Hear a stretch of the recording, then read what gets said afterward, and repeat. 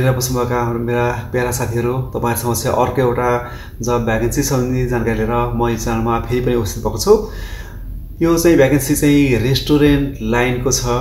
कोही युवी भित्र हुन्छ, जब सिजन गर्न चाहनुहुन्छ र रेस्टुरेन्ट लाइनको चाहिँ जब कोही खोज्दै हुन्छ भने उहाँहरू यो भ्याकेन्सीहरुको लागि अप्लाई गर्न सक्नुहुन्छ। म तपाईहरुलाई यो भिडियोमा यो भ्याकेन्सीको बारेमा डिटेल्समा जानकारी दिन्छु। साथीहरु च्यानलमा नयाँ हुन्छ, पहिलोचोटि तपाईहरु भिडियो हेर्दै हुन्छ भने तपाईले यो च्यानललाई सब्स्क्राइब गर्न नभुल्नु होला। म यो च्यानलमा यस्तै युवी भित्र खुलेका लेटेस्ट जब भ्याकेन्सीको जानकारी तथा नेपालतिर गएको राम्रो कम्पनीहरुको चाहिँ जब डिमान्डको जानकारी लिएर सधैँभरि म आइराख्ने छु। तसर्थ च्यानललाई सब्स्क्राइब गर्न नभुल्नु होला। ओके साथीहरु, म तपाईलाई आजको यो भ्याकेन्सीको जानकारी तर्फ म तपाईलाई लिएर जान्छु। म सबैभन्दा पहिला भ्याकेन्सीहरु के छ त्यो बताइन्छु र अप्लाई गर्ने एचआर को डाइरेक्ट इमेल आइडी म तपाईलाई प्रोभाइड गरिदिन्छु।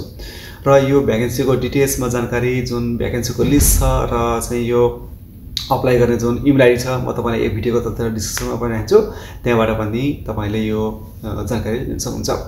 साथीहरु, यहाँ सबैभन्दा पहिलो भ्याकेन्सी चाहिँ बार टेन्डरको छ। मेल फिमेल दुवैजनाले अप्लाई गर्न सक्नुहुन्छ। अर्को एफएनबी असिस्टेन्ट छ, यसमा पनि मेल फिमेल दुवैले अप्लाई गर्न सक्नुहुन्छ। अर्को छ एफएनबी रनर, यसमा चाहिँ मेलहरुले मात्रै अप्लाई गर्न सक्नुहुन्छ। अर्को आउटलेट क्याशियर चाहिएको छ, मेल फिमेल दुवैले यो भ्याकेन्सीको लागि अप्लाई गर्न सक्नुहुन्छ। र अर्को चाहिँ हाउसकिपिङ एटेन्डेन्ट चाहिएको छ, यसमा पनि मेल फिमेल दुवैजनाले अप्लाई गर्न सक्नुहुन्छ। र भिजिट भिसा हुने, क्यान्सल भिसा हुने अथवा तपाईहरु अहिले युए भित्रै कार्यरत हुन्छ र कम्पनी चेन्ज गर्ने चाहिँ तपाईहरु कम्पनी चेन्ज गर्ने एउटा चाहिँ सोच बनाइराख्नु भएको छ भने उहाँले पनि यो भ्याकेन्सीको लागि अप्लाई गर्न सक्नुहुन्छ।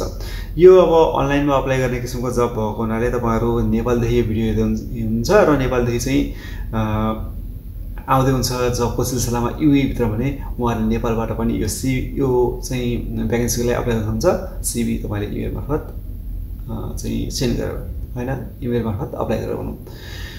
साथीहरु, म अब तपाईलाई यो सबै भ्याकेन्सीको लागि अप्लाई गर्ने एउटा एचआर को डाइरेक्ट इमेल आइडी राख्छु। यति नै डिस्प्ले भइरहेको छ, हेर्नु होला। यो इमेल आइडीमा तपाईहरुले चाहिँ आफ्नो सिभी पठाउनु होला। सिभी पठाएर तपाईले अप्लाई गर्नु होला।